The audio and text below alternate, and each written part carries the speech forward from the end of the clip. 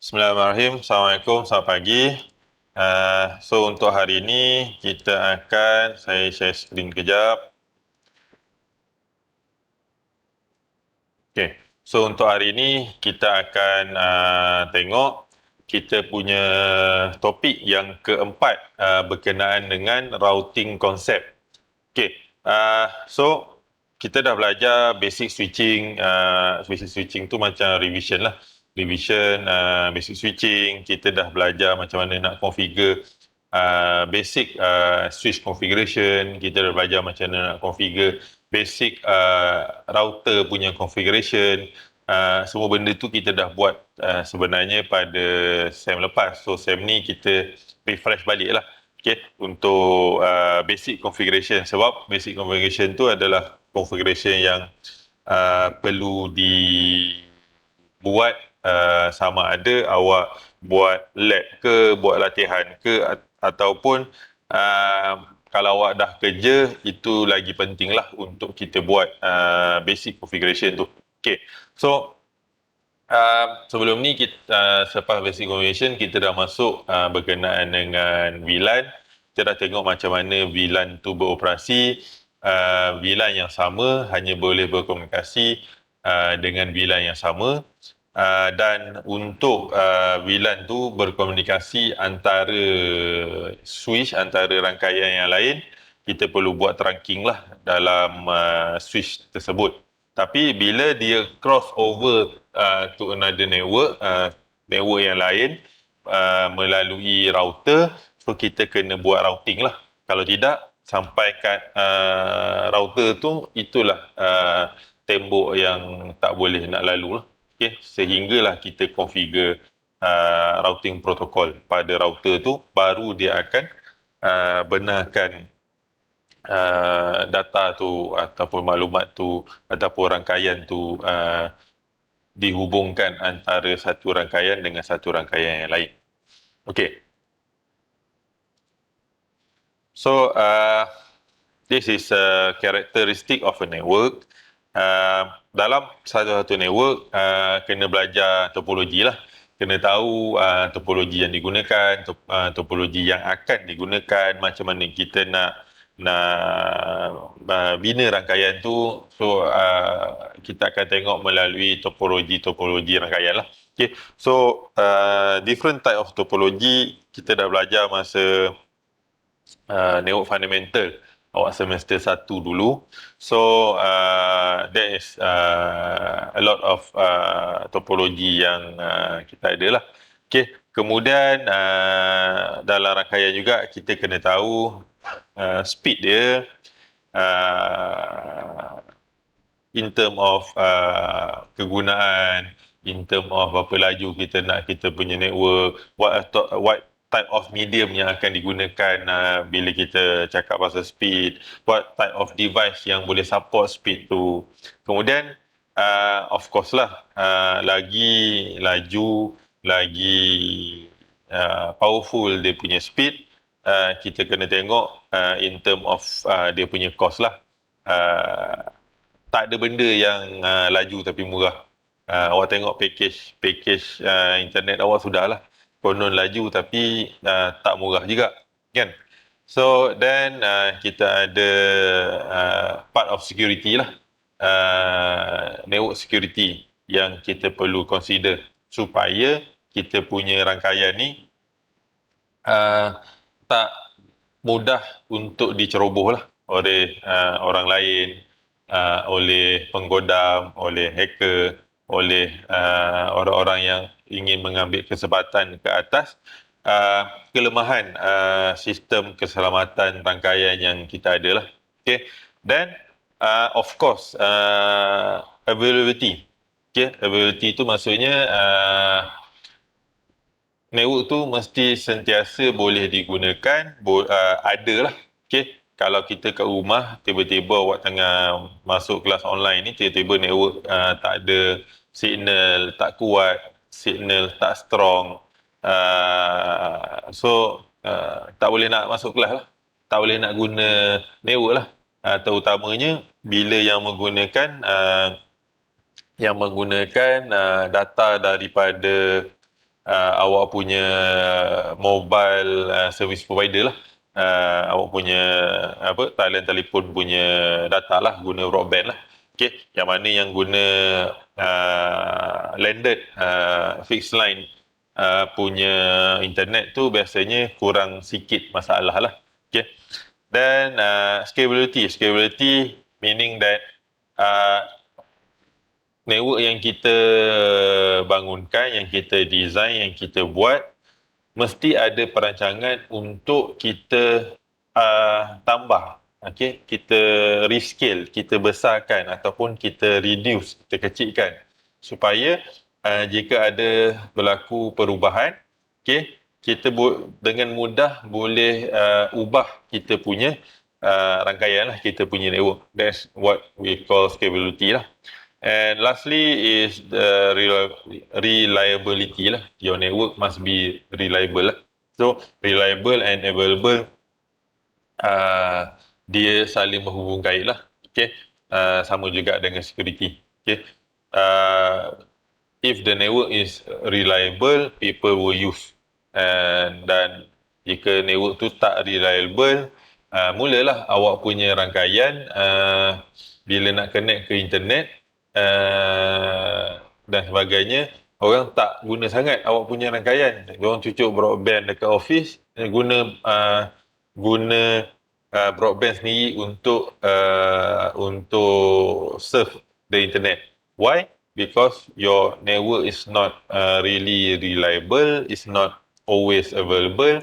So bila nak buat kerja-kerja office, nak print dan sebagainya, baru guna network. That is not a good characteristic of a network lah. Okay, kalau boleh, okay, kita tak nak langsung ada device luar, okay, device lain selain daripada device yang diperuntukkan oleh the company lah, okay, the government macam KaITEC lah, the government ke ataupun dekat syarikat device yang company tu set up sendirilah.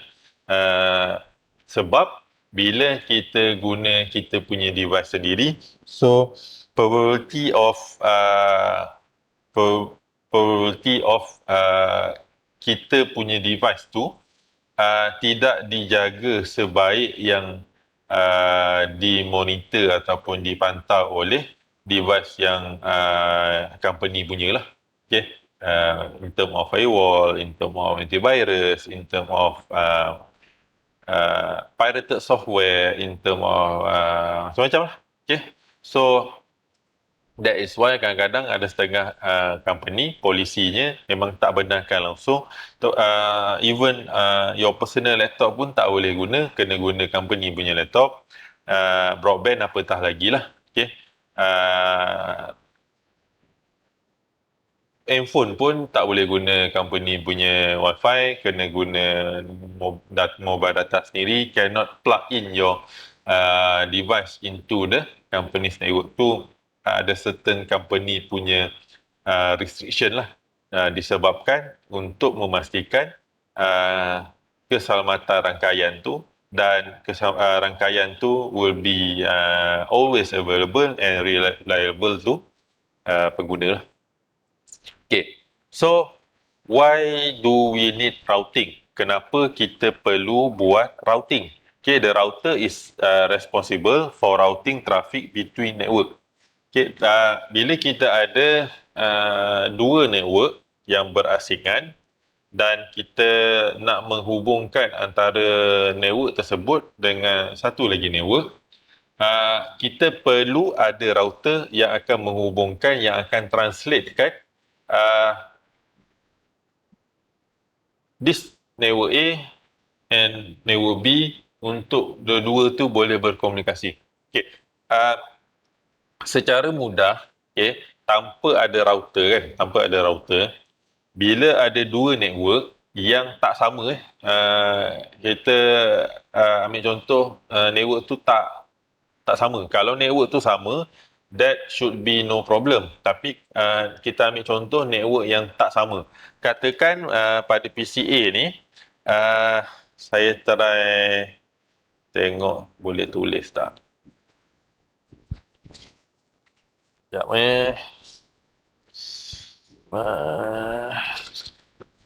Mana pula kabel.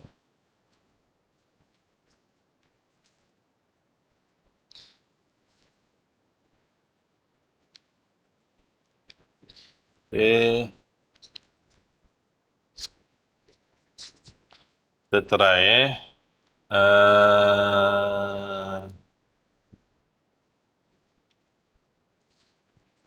Wah. Okay. Katakan network ni okay, 10 apa hal pula ni? Tak boleh tulis lah.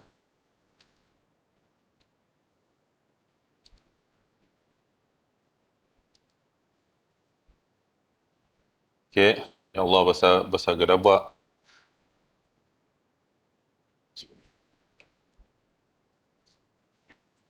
Abaikanlah. Kita pakai notepad je senang.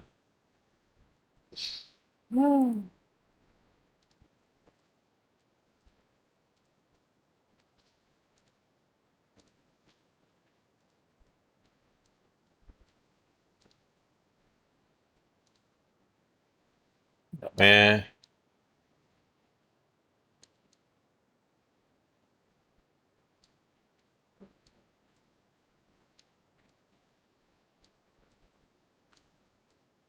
dah kenapa pula benda ni? Okay, saya share dulu. Okay, katakan network A ni, dia punya IP network ID 10.10.10.0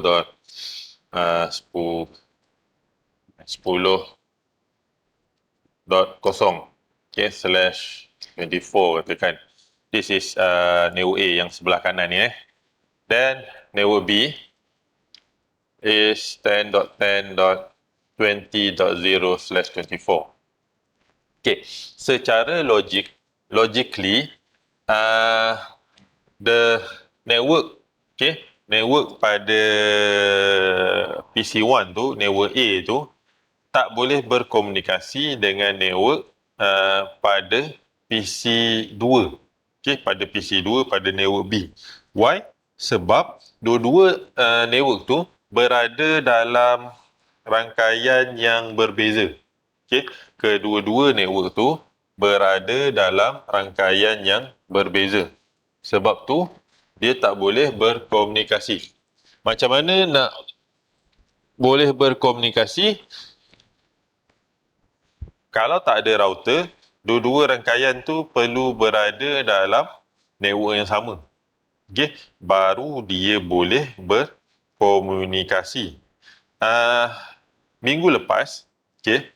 Minggu lepas lah. Minggu lepas, kita ada buat testing. Okay?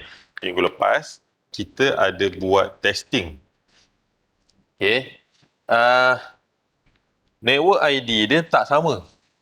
Okay? Network ID dia tak sama, tapi VLAN dia sama. Okay? Network ID dia tak sama, tapi VLAN dia sama.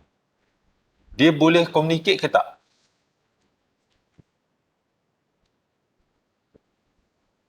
Siapa boleh jawab?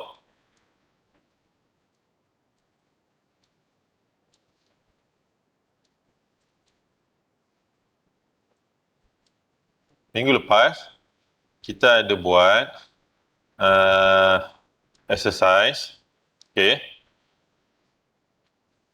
Network ID dia tak sama. Okay? Tapi VLAN dia sama. Dia boleh communicate ke tak? Boleh. Tak. Okay. Berapa ramai yang cakap boleh dan berapa ramai yang cakap tak boleh? Yang cakap boleh kat chat letak 1, yang cakap tak boleh letak 2 kat chat.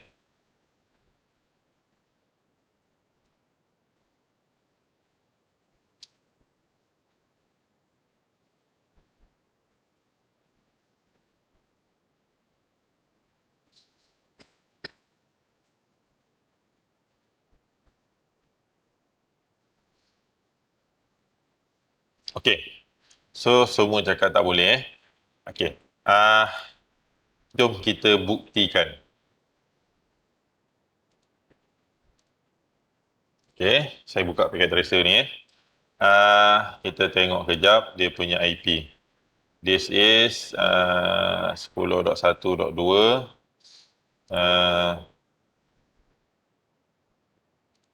Sekejap. Pergi kat sini, CLI. Apa password kan PASSW0RD. Okay, enable class show VLAN brief. Okay, so ada IT, ada HR, ada sale.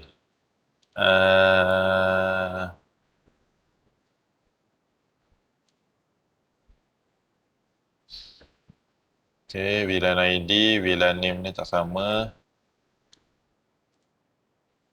IT, HR, sale, yang ni. Okay, saya dah delete dah. Tak apalah. Okay, so kalau tak ada, kita just go through the answer lah. Okay, so soalannya, kalau network ID-nya tak sama, VLAN-nya sama, adakah dia boleh communicate ataupun tak? Okay, jawapan dia adalah, okay, bila dia VLAN yang sama, dia boleh communicate jika network ID dia sama. Okay, jika network ID dia tak sama, walaupun VLAN yang sama, dia jumpa VLAN tu, tapi disebabkan dia berada dalam network yang lain, so dia tak boleh nak sampai lah. Okay, message tu tak boleh nak sampai sebab walaupun VLAN-nya sama, the network ID is different. Okay, so macam mana dia nak boleh communicate kalau VLAN-nya tak sama, tapi VLAN-nya sama tapi network ID-nya tak sama, dia sama konsep dengan inter-VLAN tu lah. VLAN yang tak sama, dia perlukan router untuk dia communicate. Okay? Dia perlukan router untuk dia communicate supaya dia boleh berhubung lah antara kedua-dua VLAN tersebut. Okay, so apa tujuan router kat tengah ni? Tujuan router kat tengah ni adalah untuk menghubungkan rangkaian S1 ni di belakang S1 dan rangkaian di belakang S2. So, this is show IP route. Show IP route is a command to show apa route yang berhubung antara router ni lah, port yang ada kat router ni. So, kalau kita tengok, router 1, R1 ni, kita ada fast ethernet and serial. Kalau kita tengok ni gambar serial lah. Ni gambar untuk fast ethernet ataupun gigabit ethernet. So, this is directly connected dengan dia. So, this network is directly connected dengan dia. And this network is directly connected dengan dia. So, kalau kita tengok IP address dia, 192.168.1.0 is network yang sebelah sini. 192.168.2.0 adalah network sebelah sini. So, tanpa router ni, kedua-dua network ni tak boleh berkomunikasi walaupun dia bersambung. S1 dan S2 ni bersambung. Okay. So, router are computer. Router are specialized computer containing the following required component to operate. Dalam router ada CPU, dalam router ada operating system, dalam router ada memory and storage. Kalau kita baca dia punya komponen yang ada dalam ni, dah nampak macam ni router ke PC kan?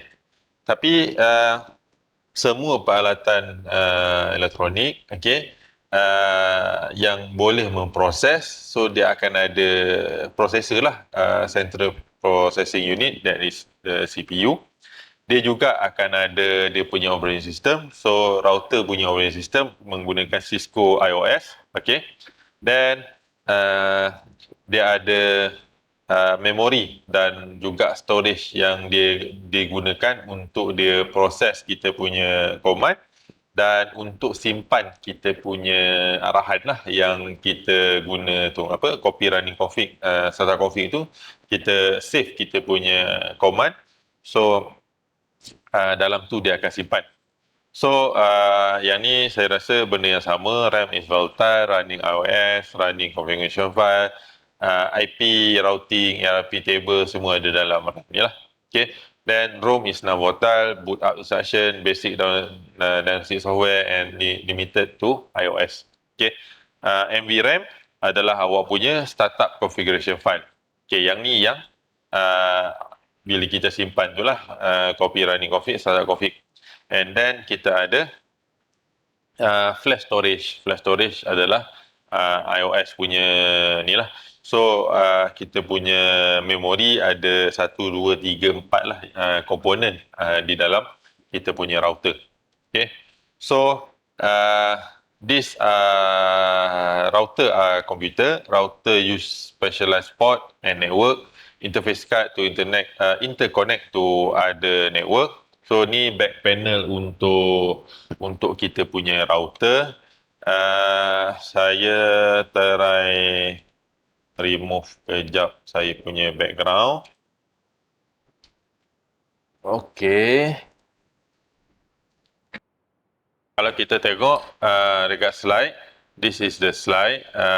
Kita ada kita punya router punya port Kita ada port untuk tambah modul untuk flash card. Kita ada modul punya card dan ni ada 2 slot lah. Okay. Ni double slot, ni single slot. Dan kita ada auxiliary port, kita ada console RJ45, mini USB port and line interface. So kalau saya stop sharing kejap.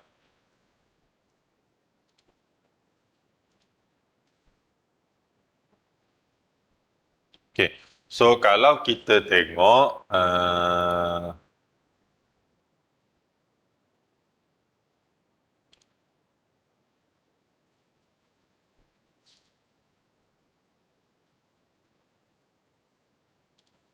okay. So kalau kita tengok view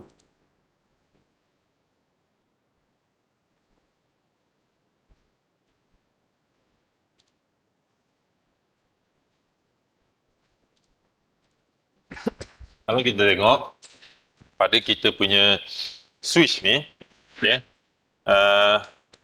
harap nampak lah. Saya lupa nak bawa webcam.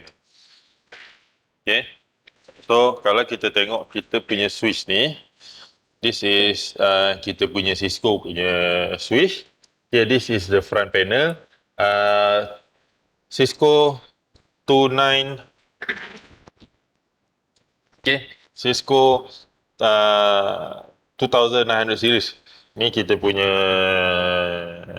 router, and kat bawah ni adalah kita punya router yang lama sikit. This is 28 series, dan kat bawah dia ada Cisco 29 series jugalah. Okay, so kita ada yang paling lama is 26. So kita ada 1, 2 dan kat bawah ni adalah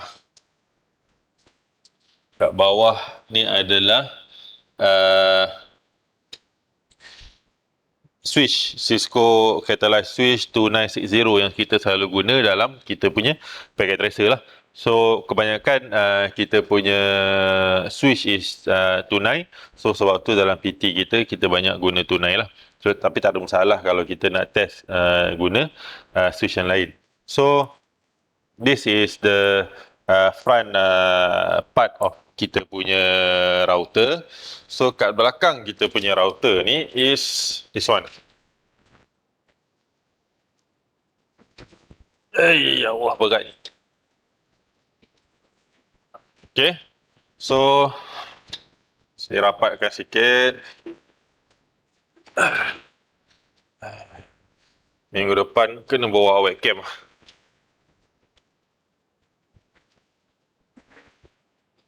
Okay. So, this is port yang kita masuk extra module tu lah. EHWIC tu. Okay. This is ada satu, ada dua. Ni ada EHWIC kosong, 1, 2 dan 3. So dia ada 4 slot. Okay. Yang kita dah pasang ada 2. Okay. So this one is the serial port lah. Okay. Serial port kosong, serial port kosong, 1, disk kosong, disk 1. So serial port punya modul ni kena tambah lah. Okay. Kalau tak tambah, dia akan jadi kosong macam ni. Okay. Dan kita ada auxiliary port. Kita ada console port. Console port adalah untuk kita configure lah. Kita daripada PC, kita cucuk ke sini dan kita akan masuk dia punya CLI mode. So this is the gigabit internet port. Biasanya ada 2. Kalau nak tambah, kena tambahkan modul ni. Okay. Dan ni G00, G01, G02. So ada 1, 2, 3. And this is the USB port. USB port ni biasanya kita guna untuk kita reprogram balik ataupun kita flashkan balik dia punya flash memory or RAM lah. Okay, so this is the back panel of your 2960. Kat bawah ni adalah back panel untuk 2800. Okay, this is 2900. This is 2800. Okay, dia ada 1, 2, 3, 4. Ni pun boleh tambah lagi sebenarnya. Tambah ke? Jap. Sorry, this is ni exhaust fan. Ni untuk exhaust fan. So ni dia punya lubang untuk modul. And this is dia punya fast ethernet 0100. Dia punya auxiliary port kalau tak silap saya duduk kat dia punya auxiliary port dengan dia punya console port. Ya Allah, beratnya.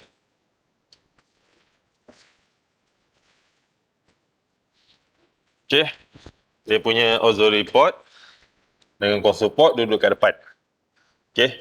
And yang ni dia ada compact flash memory untuk simpan dia lah.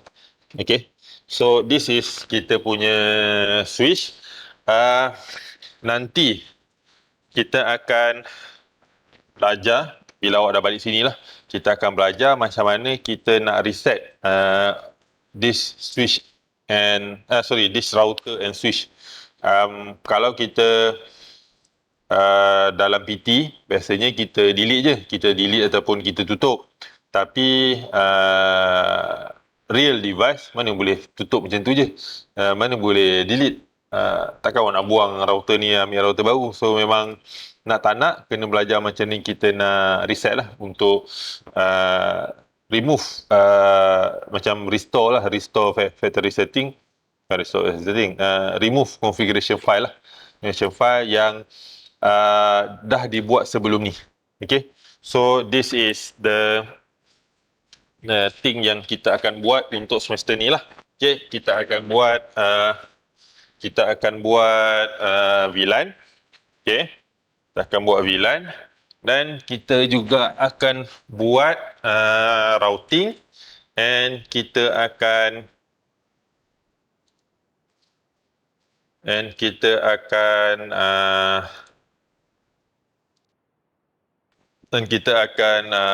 belajar macam mana kita nak reset the whole switch, and kita akan buat configuration in real device. Harap-harap awak punya online ni tak lama lah, supaya kita boleh explore dan kita boleh bezakan apa yang kita configure in real device dengan PT, apa perbezaannya. Sebab nanti kalau kita asyik configure PT je, kita tak pernah configure real, kita tak nampak juga apa perbezaannya. Dan bila kena configure real, bila awak praktikal ke, awak kerja ke, dia tak jadi mengelabah lah. Okay, so this is the router. Alright, so router interconnect network. Router can connect multiple network. Router have multiple interface, each on different IP network. So, macam tadilah, kita akan sambung dia. Between router, kita akan biasanya pakai serial dan kita akan sambung juga ke switch lah between network. So, this is the configuration yang biasalah yang kita jumpa. So this is one branch, this is another branch. So this is the cloud or the internet lah yang akan menghubungkan between a few router. Okay, dan dia akan sambung ke this is another network home office lah. Okay, so biasanya antara router dan router di dalam ni kat WAN tu, okay, biasanya consist of a lot of router lah yang dikonfigure. Okay, so router chooses the best path. Okay, router use static route and dynamic routing protocol to learn about remote network and build their routing table. Router use routing table to determine the best path to send the packet. Router encapsulate the packet and forward it to the interface, indicate in the routing table. Okay, router encapsulate the packet and forward it to the interface, indicate by the routing table. So dia belajar berkenaan dengan network dan dia akan simpan dia punya maklumat network tu dalam dia punya routing table lah. So bila paket tu datang, dia akan baca dia punya routing table dan dia akan hantar ke dia punya destination lah. Depend on the routing table. Okay, so kalau kita tengok kat sini, router chooses the best path. Router use the routing table like a map to discover the best path for a given network. So daripada sini dia akan tengok okey daripada mana daripada sini dia nak pergi ke sana katakan. So dia sampai dekat sini dia akan baca routing table kat R1.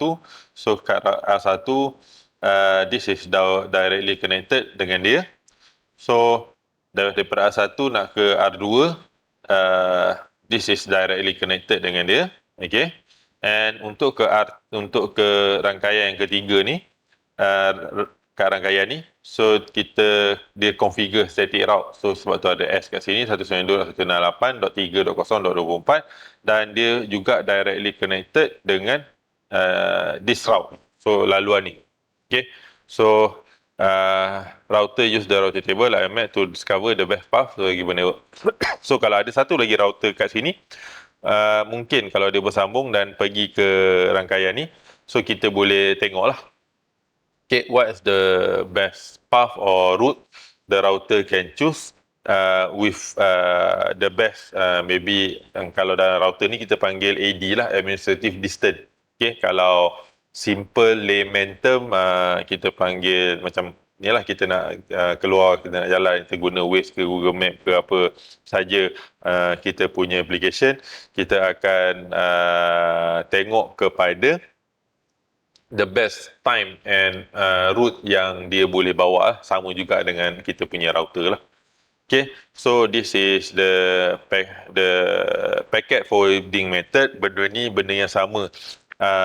Saya pernah explain masa kelas router and routing sebelum ni, so saya skip je.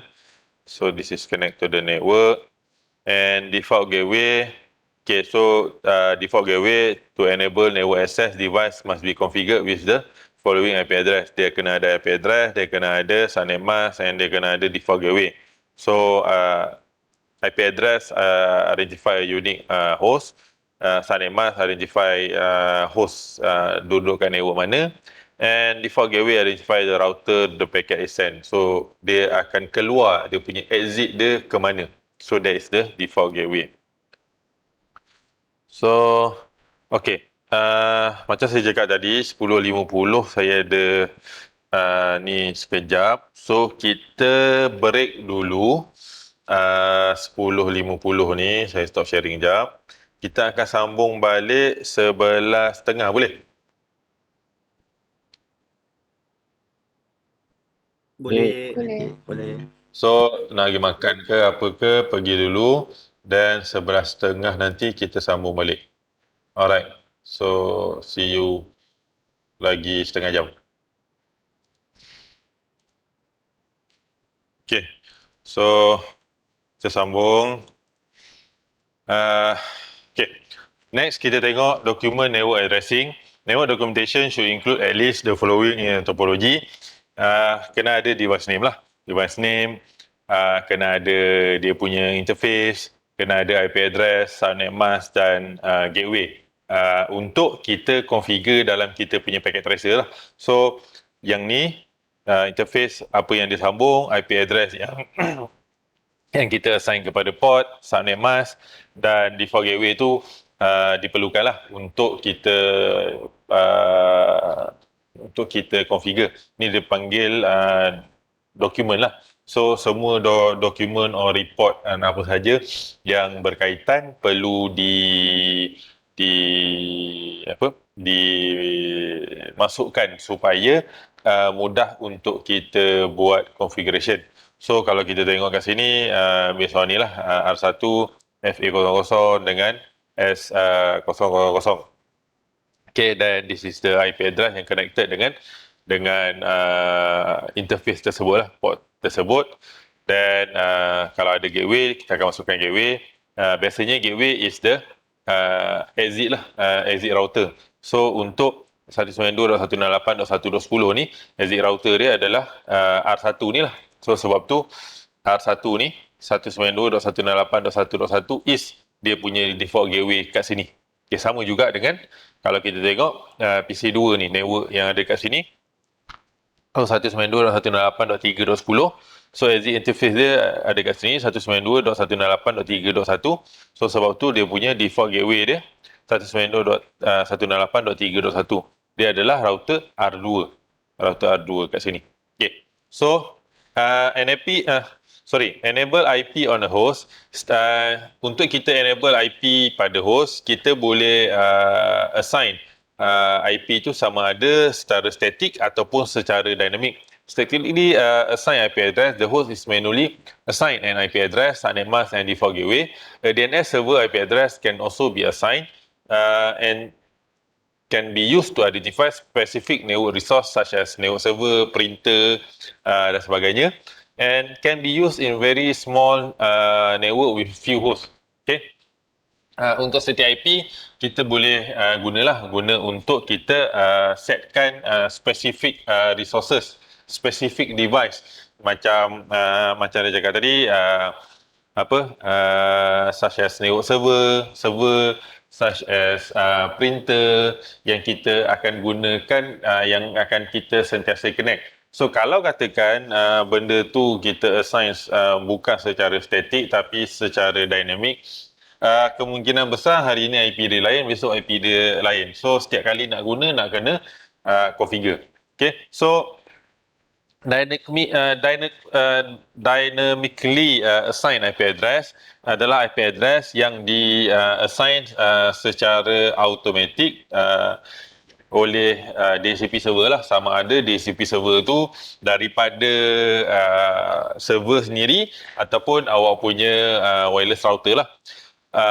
Most hosts acquire their IP address information through DHCP. DHCP service can be provided by Cisco router. Okay, kita boleh configure DHCP pada Cisco router. Kita juga boleh configure DHCP pada PC server. Okay, Windows server or Linux server lah untuk memberikan DHCP, untuk menjadikan dia sebagai DHCP server. Okay, so this is the device LED pada Cisco router. This is Cisco 1941 yang ada kat depan saya ni, Cisco 2900. Dia punya interface dia lebih kurang sama. So this is the port. So kalau S is for speed, kalau L is for link lah. Okay, so speed ni kita boleh tengok lah, one blink and pause, blink, pause, blink, pause. So what's the current speed? Kalau 2 kali blink then dia pause sekali, so what's the speed? 3 kali blink and dia pause sekali, what's the speed, and the latest is kebanyakannya is lebih daripada 10 gigabit 10 gigabit, so dia punya LED indication dia akan jadi lain lah tu untuk router yang lain. Dan dia punya link ada dua lah, sama ada green ataupun off. Green, the link is active, kalaupun off, kalau dia tak menyala, maksudnya link tu tak aktif lah. So kalau kita tengok kat belakang kita punya PC biasanya, dia ada pun benda yang sama, cuma kadang-kadang dia ada satu LED, dia ada satu warna ataupun dia ada dua warna, tapi selalunya sama lah. Okay, one color is to identify the data rate, another one is to identify sama ada link tu aktif ataupun tak, connected antara dua tu. Okay, so number 2 is the console cable, the console port. So this console port punya LED kalau aktif dia akan green, kalau tak dia off lah, sama juga dengan USB ni. So this is console access. So console access, dia punya console cable is from RJ45 to DB9, ni lah. Okay, RJ45 port masuk kat sini to DB9 untuk masuk ke serial port pada PC. Kebanyakan PC or laptop yang baru sekarang ni dah tak ada port serial port. So selain daripada RJ45 to DB9, kita juga ada satu lagi connector yang menyambungkan daripada RJ45 to USB port type A. Okay, and ada sesetengah port pada switch dia akan sambungkan pada router, dia akan sambungkan USB type B dengan USB port type A lah untuk kita sambung ke PC. So kalau katakan PC-nya tak ada serial port, ada USB port, and awak punya kabel, console kabelnya come with console port, come with RJ45 at one end, another one is DB9 connector. So kita boleh pakai converter lah, DB9 to USB port converter. Kalau tak silap saya dalam lab ada. So kita boleh tengok lah nanti.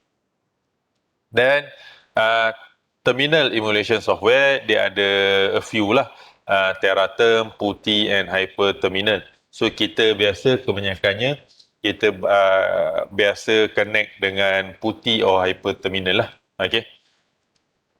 So to enable IP on a switch, network infrastructure device require IP address to enable remote management. On a switch, the management IP address is assigned on a virtual interface, SVI yang kita buat sebelum ni, switch virtual interface.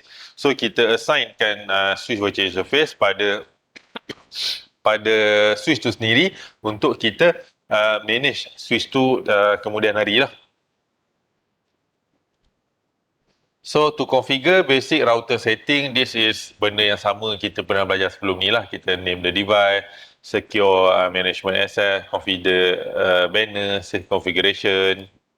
Dan selepas kita dah configure, kita kena configure the router interface lah, with the IP address and to enable that link. Kita guna no shutdown lah. Kan? Kemudian this is configure IPv6 router. IPv6 router pun sama. Konsep ni macam IPv4 untuk kita configure, still configure interface. Kemudian kita akan configure IP address. IP address, this is the IP address of the IPv6 lah. Okay. So nanti kita akan tengok macam mana kita nak assignkan IPv6 on the router interface. Then this is the loopback router, the loopback interface. Loopback interface is the logical interface that is internal to a router. Dia digunakan biasanya untuk testing lah, dia tak ada sambungan ke mana-mana.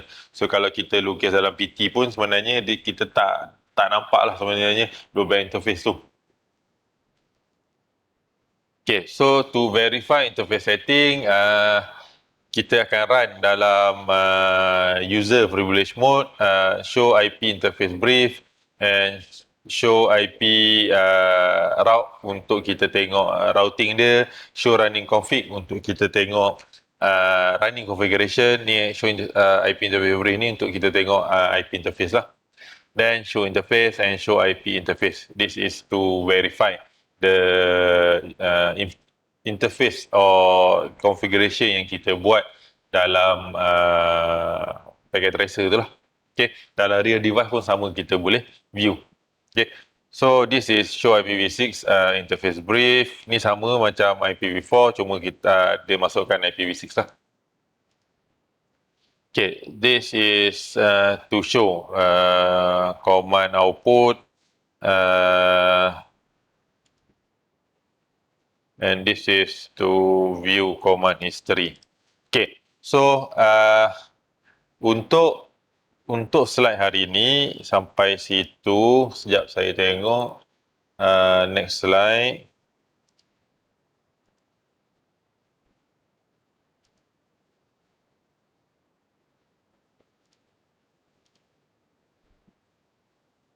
Okay, so kita akan tengok sikit je lagi untuk next slide. Dan next week kita akan tengok macam mana kita nak configure routing.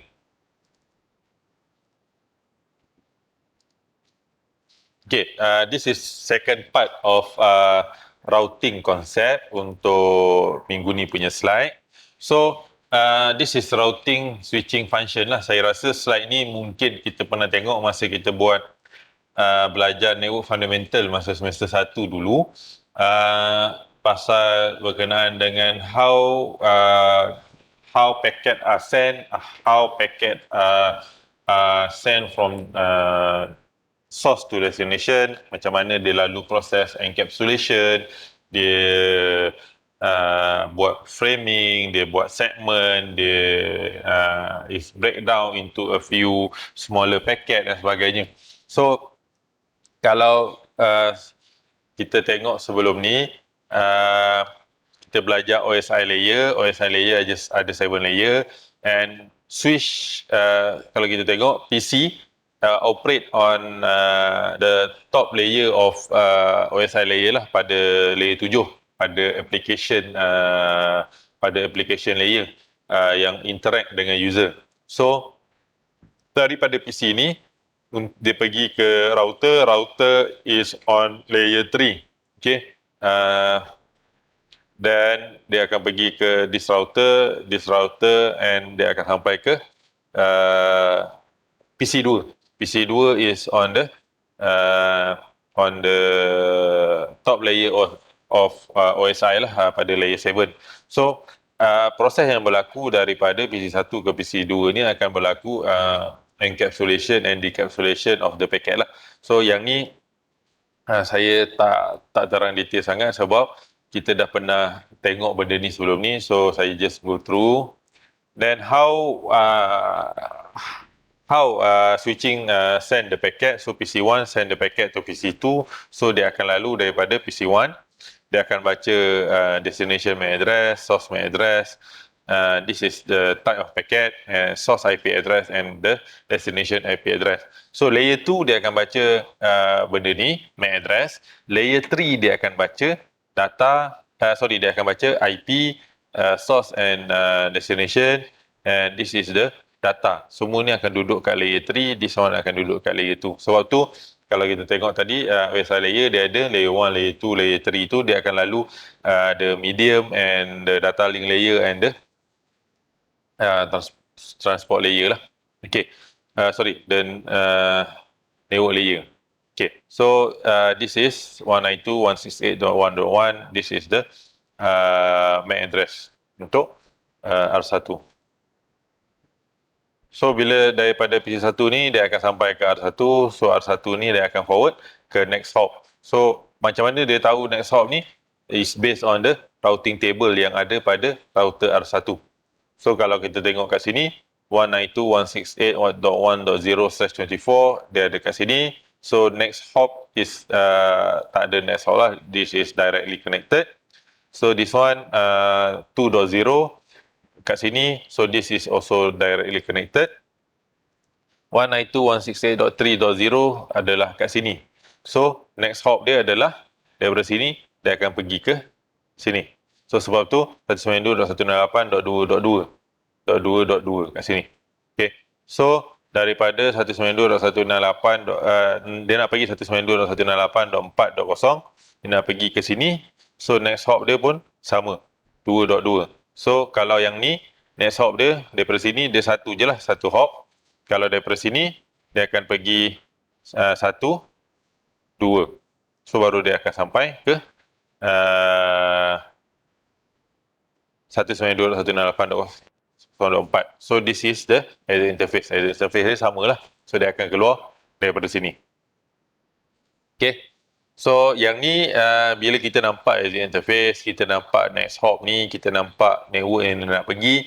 So biasanya kita akan boleh buat routing lah dalam kita punya router. Okay, this is router 2 punya routing table. This is router 3 punya routing table. And this is how routing decision is made in the routing table lah. Okay, so best path yang ni benda yang sama kita tengok pada routing sebelum ni. This is load balancing. Okay, this is AD. AD yang ada dalam routing. So 0 is directly connected and 1 is static route. So sebab tu dalam network yang simple, static route is the fastest route lah. Okay, berbanding OSPF, EGRP, RIP dan sebagainya. Tapi in term of configuration, in term of untuk determine which path to use, dynamic route dynamic routing lebih baik lah. Tapi bergantung kepada besar rangkaian dan macam mana kita nak configure dan guna rangkaian tu lah. Okay. So yang ni saya tak go through sangat dah sebab saya rasa lebih elok kita buat kita buat configuration exercise dalam packet tracer untuk kita tengok routing protokol ni. So untuk minggu depan, okay, minggu depan berapa hari bulan minggu depan 19 hari bulan. So kita akan tengok macam ni kita nak based on last week punya diagram, okay, yang kita buat exercise sebelum ni. Kita akan tambah a few router dan kita akan minimizekan dulu VLAN tu. And kita akan tengok macam ni kita nak buat simple routing based on routing yang kita dah belajar sebelum ni. Dan okay, bila kita masuk inter VLAN dan kita akan guna diagram yang sama untuk kita kembangkan kita punya VLAN, routing dan inter VLAN. Okay. So untuk minggu ni saya rasa saya tak nak panjang-panjang, dah 12.10 pun. So tadi break lama sikit, ada hal kat bahagian. So saya rasa untuk kelas kita minggu ni setakat ni saja. Ada apa-apa soalan tak?